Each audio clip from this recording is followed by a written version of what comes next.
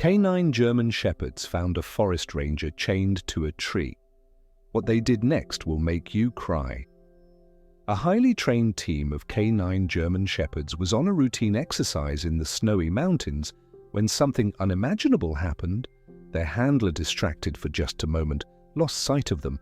The dogs, guided only by instinct and loyalty, veered off into the deep woods, and that's when they saw him. A man barely conscious, bloodied and bruised, with chains biting into his wrists as he hung helplessly from a frozen tree. It was a forest ranger left for dead in the middle of nowhere, but instead of running or barking aimlessly, the canines did something no one could have expected. What followed was a series of actions so precise, so moving, and so unbelievably human, it brought seasoned officers to tears. This isn't just a story about survival, it's a powerful lesson about trust, courage, and how sometimes the ones we think need us the most are actually the ones who end up saving us before we begin. Make sure to subscribe to the channel, like this video, and turn on notifications. That's how we continue sharing these unforgettable stories of loyalty, resilience, and the bond between humans and dogs that defies all odds. The snow had been falling for hours, bearing the trails of Bitter Creek National Reserve beneath a white, glistening blanket. Not many dared to venture into this part of Wyoming in the dead of winter, except for rangers like Thomas Grady. At 42, Thomas had given 20 years of his life to protecting the land, the wildlife, and the people who passed through it. But today, he wasn't on patrol. He wasn't tracking poachers or helping lost hikers. He was chained to a tree. His breath came in short, icy bursts. Blood dripped from Ajax on his temple, running down to his frost-bitten cheek. Heavy chains wrapped around his chest and arms, locking him against the gnarled pine like he was part of it. His wrists, bound behind him, were already raw. The skin split open from struggling. His uniform was torn, soaked in a mix of blood and melted snow. He couldn't feel his fingers anymore, could barely hold on to consciousness. It had been 2 days since he'd been ambushed. He remembered the voices, angry, muffled under ski masks. They wanted access to the reserve, land for illegal hunting, logging, and whatever else money could buy in the shadows. Thomas refused, so they made an example out of him, left him in the woods to freeze, to disappear without a trace. But something was coming. At first it was just a whisper in the wind, then soft thuds crunching through the snow. Thomas opened his swollen eyes. Was it another hallucination? The cold had been playing tricks on him for hours. He squinted, trying to separate the dream from the trees. That's when he saw them, 5 shapes dark against the snow, moving low and steady. At first, panic surged in his chest wolves. His mind jumped to old survival training. Stay still, don't show fear. But as the figures drew closer, he realized these weren't wild predators. They were dusk German Shepherds. Canine. Their coats were thick, dusted with snow. Their eyes were alert, golden and sharp. Each of them moved with purpose, not like strays but like soldiers on a mission. One of them, larger than the rest, stepped ahead and sniffed the air. He locked eyes with Thomas, and then something astonishing happened. The dog didn't bark, he didn't growl, he sat right in front of Thomas' ears, perked chest, proud like a statue. Then another one came forward, sniffing the base of the tree. Another began circling the area. The others fanned out in a pattern that looked tactical. These dogs weren't lost, they were trained. Thomas felt tears sting the corners of his eyes, half from the emotion, half from the wind. He couldn't speak, but he managed to whisper, "Good boys." The Alpha Shepherd, the one with a scar over his left eye, took a step forward and sniffed at the chain. He barked once, short, sharp. It echoed through the trees. Thomas didn't know if anyone would hear, but the dogs did. They began to act. One started digging in the snow around the chain, revealing the padlock. Another jumped up, barking toward the skame, alerting someone or something. It was like they knew what had to be done. Minutes felt like hours. Thomas drifted in and out of consciousness, but just before darkness claimed him again, he heard it. Distant voices, footsteps running through the woods, and then a human voice, urgent, "I see him over here." Thomas barely lifted his head. Through the blur of snow and pain, he saw a man in a police uniform, flanked by more handlers, coming through the trees. The dogs had done it. They had brought help.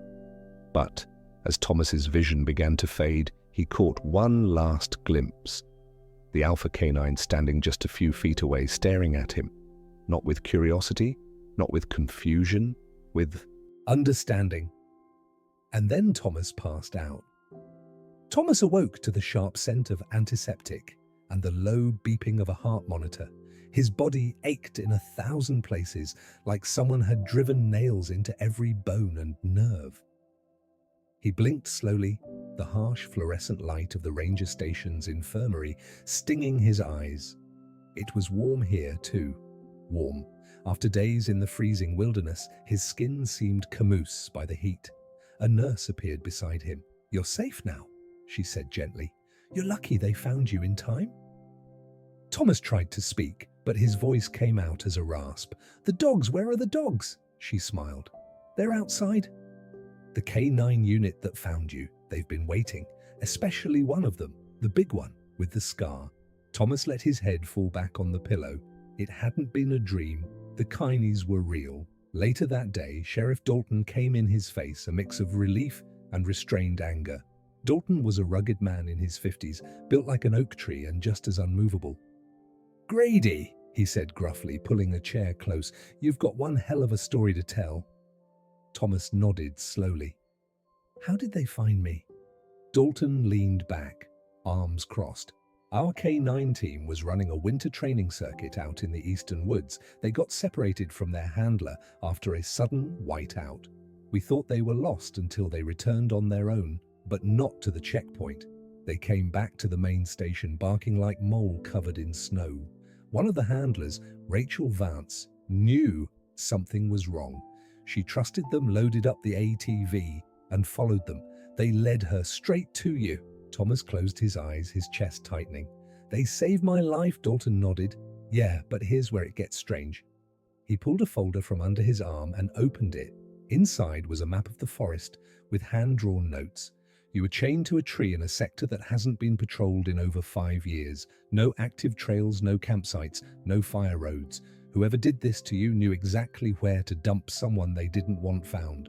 Thomas clenched his jaw. "Illegal operations. They wanted me quiet. They almost got it," Dalton muttered. "We'll find them." But there's something else. Dalton stood and opened the door to the hallway. A moment later, in padded, a large German shepherd, calm, steady, his scarred eyes still sharp. He stopped in the doorway, ears forward, then walked straight to Thomas's bed and rested his head gently on the mattress. "Meet Valor," Dalton said, 8 years old, decorated military. K9 retired from service after his handler was killed overseas. Since then he's had trouble adjusting, doesn't bond, doesn't trust, but for some reason he chose you. Thomas reached out, hand trembling, and touched the dog's thick neck. Valor closed his eyes and leaned into the touch, like it was the only warmth he'd ever known. Rachel Vance, the handler, walked in next. She was in her early 30s with deep brown eyes and snow-blonde hair, pulled into a tight braid. "Valor's never acted like this before," she said, voice full of awe. Not since he lost his partner. It's like something shifted in him when he found you." Thomas looked from her to the dog heart, heavy. "I wasn't just another rescue to him. He understood what I was feeling." Rachel nodded. "He stayed by your side the whole time, wouldn't move until we took you out by sled. Even then he kept looking back at you like he wasn't sure we could be trusted." Thomas looked at Valor. "You saved me, you chose me." But just as that warmth settled in the door, burst open again, it was a deputy, face pale, voice shaking. "Sheriff, something's wrong. We found fresh tire tracks near Sector 12, and chains recently cut. Someone was back there last night." Dalton's expression hardened. "They came back." Thomas sat up, pain flaring through his ribs. "They think I'm still out there. They're tying up loose ends." The room went silent. The lure stood ears sharp, tail rigid. Something was coming. The ranger station had never felt so quiet. Snow still fell outside in soft, rhythmic waves, coating the trees in a fresh layer of white, but inside tension sat heavy in the air. Deputies whispered behind closed doors, and Sheriff Dalton hadn't left the comms room since the discovery of the new tire tracks. Whatever was happening out there, whoever had come back, they weren't finished. Thomas sat on a wooden bench near the side window, wrapped in a thermal blanket. His hands were still bandaged, and deep bruises colored his jaw and ribs, but his mind was sharper now. He couldn't shake the feeling that the forest was holding its breath. Something was lurking beneath the silence. Valor lay at his feet like a sentinel, not asleep, never asleep, but munching, breathing slow and steady. The scar across his eye made him look intimidating to most, but to Thomas that mark told a deeper story. Pain, yes, but also survival. Rachel Vance entered quietly, holding a steaming mug of coffee. "Still refusing the painkillers?" she asked, raising an eyebrow. Thomas took the cup, his fingers brushing hers.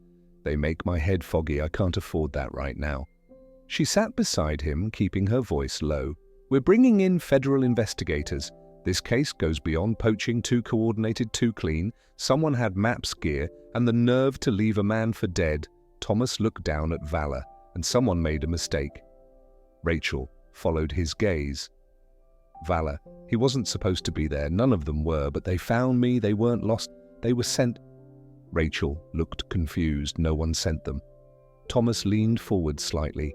Then something else did. There was a pause, not one of doubt, but of realization. Rachel had spent years training K9 on my units. She knew when something went beyond explanation. "He hasn't left your side once," she said softly. "Even when I call, he waits for your permission?" Thomas glanced at the dog. "He reminds me of the kind of ranger I used to be, before all this loyal, relentless, always alert."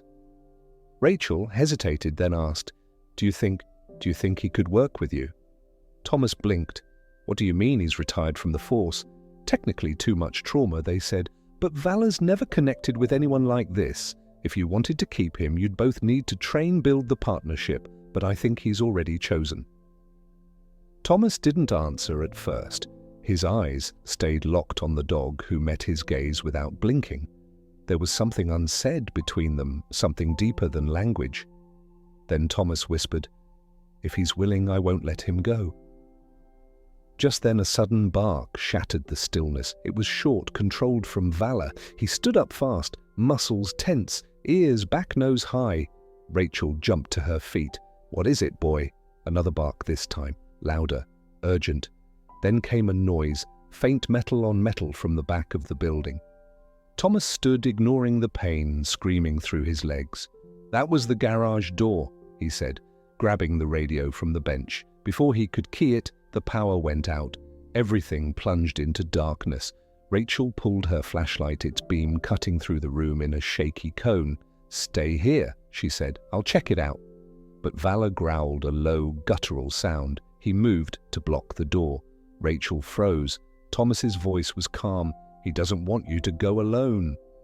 Outside, a shape moved past the window, just a flash too fast to make out. Then came the crash of breaking glass at the far end of the station. Rachel raised her radio. "We've got an intruder, south entrance, repeat, south entrance." But before she could finish the call, a loud bang echoed through the hall. Thomas reached for the nearest weapon, an old hatchet on the wall. "We need to move." Valor was already ahead of them, leading the way, with eyes sharp and body low. They moved in silence through the narrow corridor, past the sleeping quarters and the mess hall. The generator backup hadn't kicked in yet. Every step felt like a countdown. Then they heard it, a voice, low male. "Close, I told you he wouldn't die out there." Thomas's blood turned to ice. They were back, and this time they weren't planning on leaving witnesses. The sound of footsteps echoed off the cold concrete walls, slow and deliberate. Whoever was inside the ranger station wasn't in a hurry. They were confident. Too confident.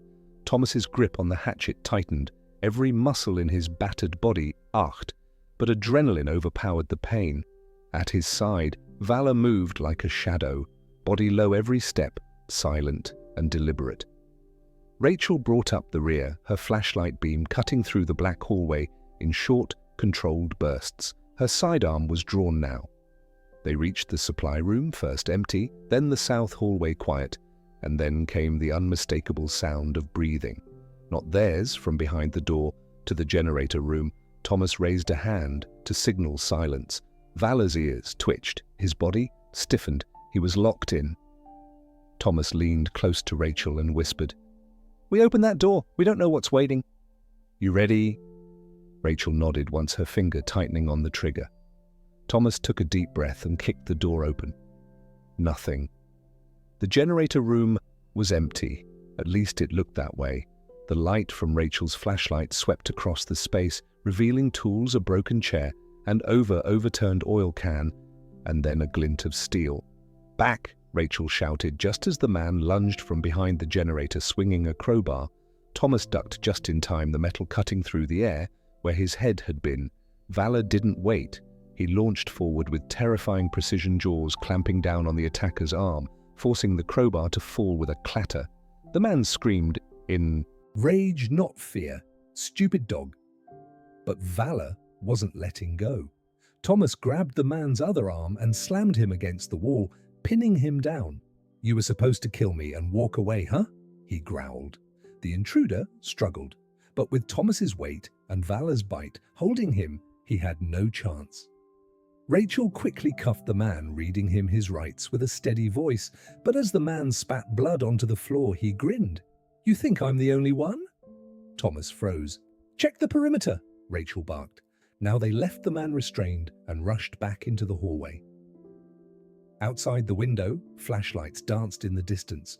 More movement, more shadows, and then gunfire. "Pop, pop, pop!" West side, came a deputy's voice over the station radio. "They're breaching the vehicle garage."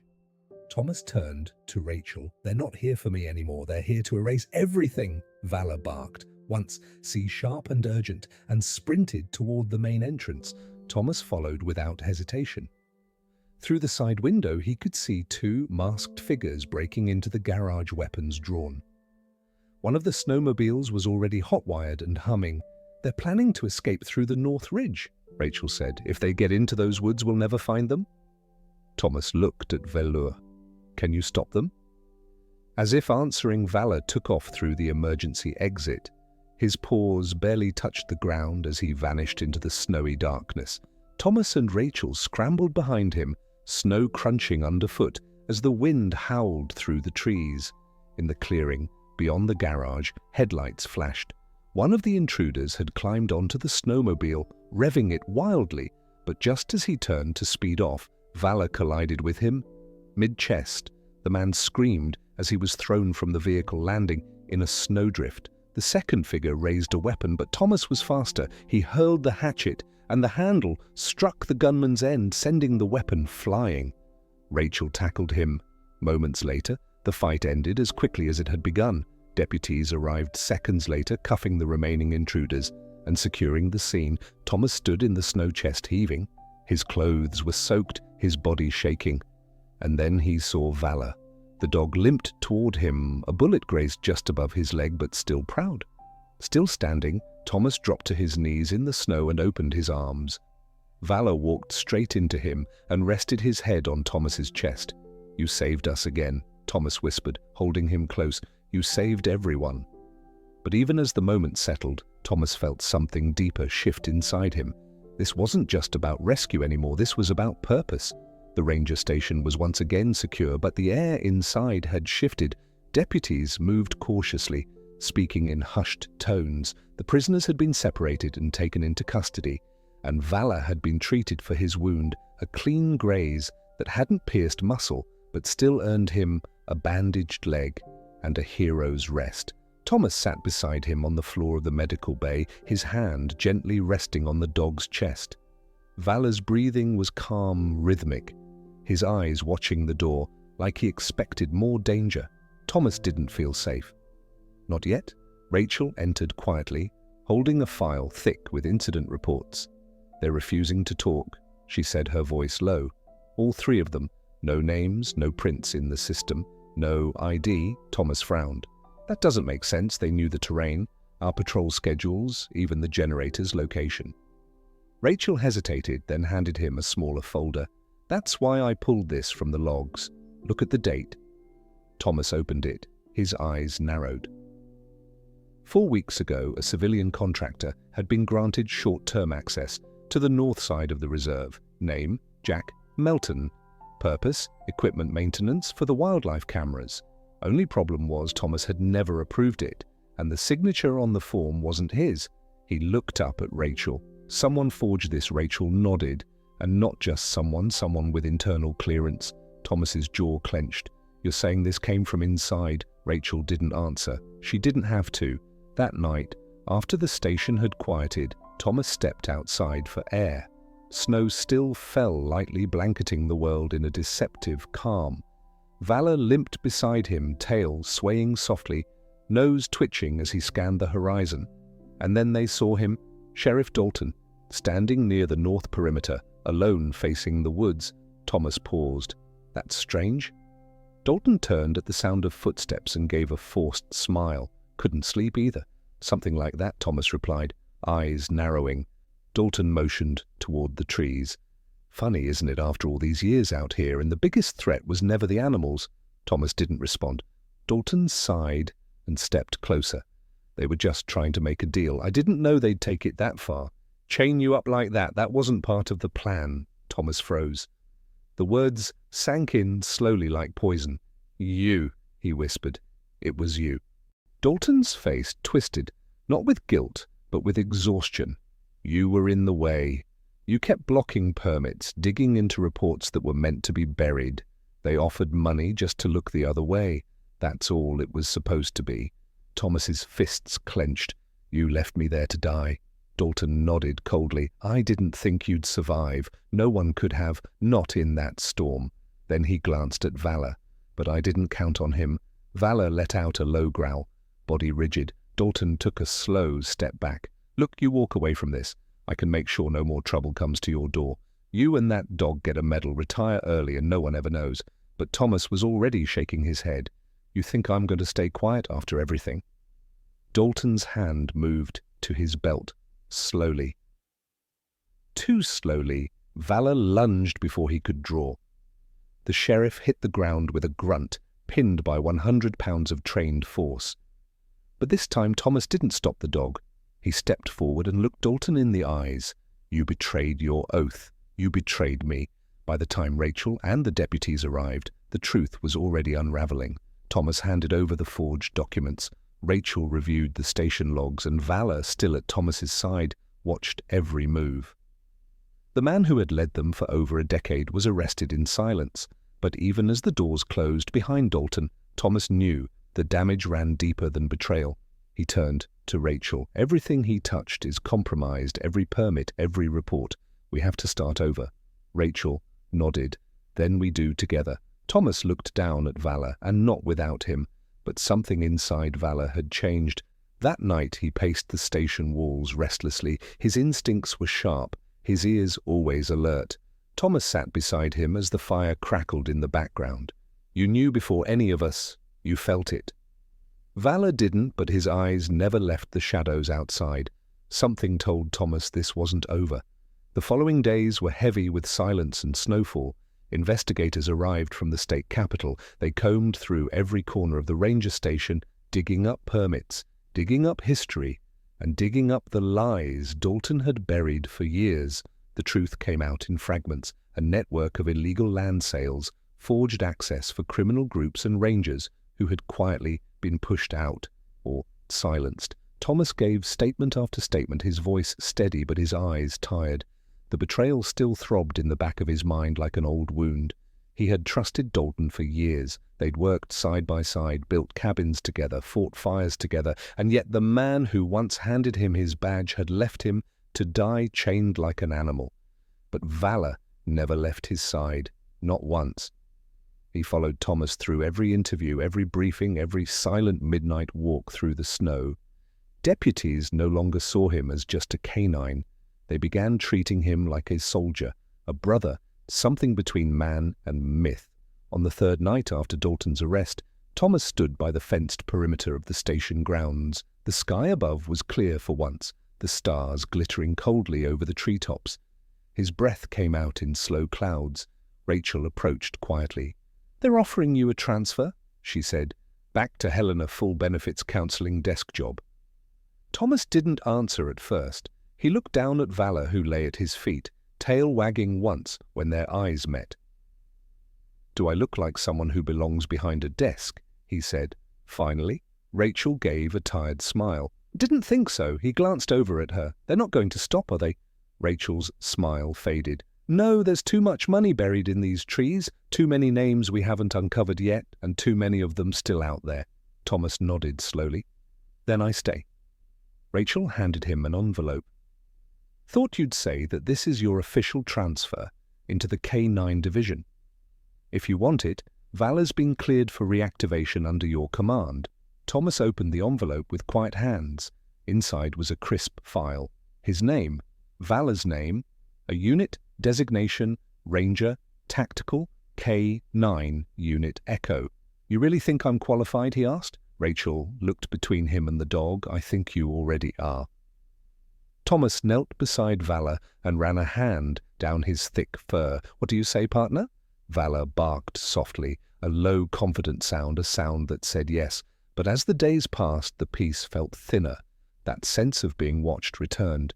Deputies reported odd disturbances. Tracks in the snow that didn't match wildlife equipment moved out of place. Short bursts of radio interference at night. Nothing conclusive, but enough to unsettle even the most seasoned rangers.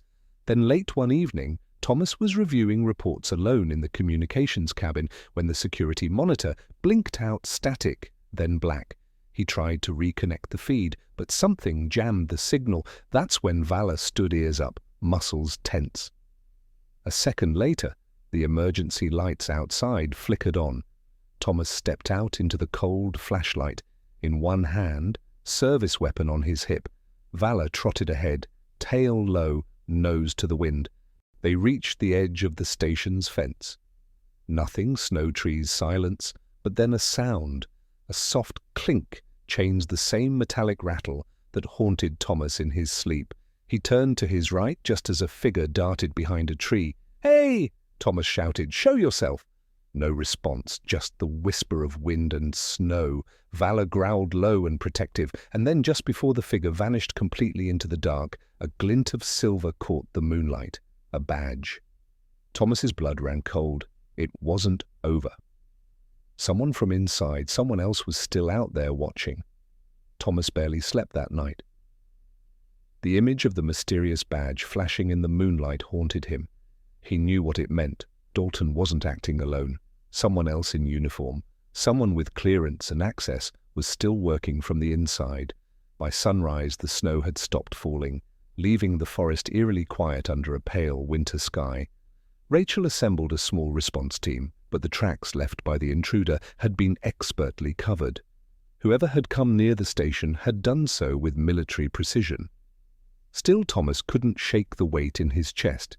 He glanced at Vala, who hadn't taken his eyes off the tree-line since the night before. The bond between them had become something deeper than instinct. It was trust, forged in survival. Thomas didn't need words to understand what Vala felt. Something was coming. Later that afternoon, Thomas and Rachel drove out to one of the inactive patrol cabins on the edge of Sector 9, a place few ventured in winter. Dalton had signed off on the cabin being unsafe for winter use months ago, and no one had questioned it. But something told Thomas that was the place to start. As they arrived, Vala jumped from the back of the truck before it had even come to a full stop. He sniffed the air, hackles rising. Inside the cabin, the wood stove was cold, but there were recent footprints in the snow just outside, and the lock had been broken, then hastily reattached. Rachel drew her weapon. "We not alone." Thomas moved quietly, Vala at his heel, every step measured. They reached the back room, and that's when it happened. The gunshot. It shattered the silence, splintering the cabin's wooden frame. Rachel ducked behind the door as Thomas dove to the side, but the bullet wasn't meant for them. It hit Vala. A sharp yelp pierced the air as the dog collapsed onto his side, his leg bleeding fast. Thomas scrambled toward him, heart thundering. "Stay with me, buddy, stay with me," he whispered, pressing his hands over the wound. The shooter stepped into view. unmasked. A young deputy, Mark Howie, one of Dalton's trusted men. "You should have stayed dead, Ranger," he spat. "You think locking up Dalton stopped anything? He was just the face. I'm the one who built this." Thomas stood, slowly, blood on his hands. "You shot him, you shot my dog." Didn't flinch. "That dog cost us everything." Rachel crept behind him through the side hallway unseen. Thomas kept him talking. "Why hurry? Why betray your own?" Smirked. "You think this land means anything to them, to the government? It's just property. I made it profitable." "But at what cost?" Thomas asked. "Lives honor your badge. Don't pretend like you wouldn't have done the same." High hissed. That's when Rachel moved. 2 quick steps and a blow to the back of Haley's knee dropped him to the floor. She had him cuffed before he could even reach for his weapon. Thomas dropped to Vala's side again, panic bubbling in his chest. The dog was breathing, but barely. "We need to move now," Rachel said. "I'll call in the evac team." Thomas wrapped Vala gently in his jacket, lifting him into his arms. "Don't you give up on me," he whispered. "Not now." Hours later, the veterinary unit at the State K-9 Center confirmed that the bullet had missed Vala's vitals by inches. Surgery would be needed, but he would survive. Thomas stayed by his side the entire time. The story of the chained ranger and the cot who saved him spread like wildfire. News crews came, cameras rolled, and Thomas gave interviews not as a victim, but as a voice for those who protect, serve, and sacrifice without ever asking for glory. When Vala finally opened his eyes again, after surgery, he looked directly at Thomas and wagged his tail. It was slow-tired, but it was there. Thomas smiled through the tears. "You're coming home, partner." Weeks passed, the forest thawed into spring. A new patrol unit was formed. Clean vetted and built from the ashes of betrayal. Thomas was named lead of the Echo K-9 task force. Rachel became chief of station operations. And Vala, he returned to the field older, a little slower, but stronger than ever. Every patrol they walked side by side and every person they protected knew that if danger ever came again, loyalty would be waiting with eyes sharp and a heart that never gave up. If this story inspired you, remember true courage doesn't wear a cape, it walks on 4 legs and never lets you down. Subscribe to the channel, leave a like and share this video with someone who needs to believe in loyalty.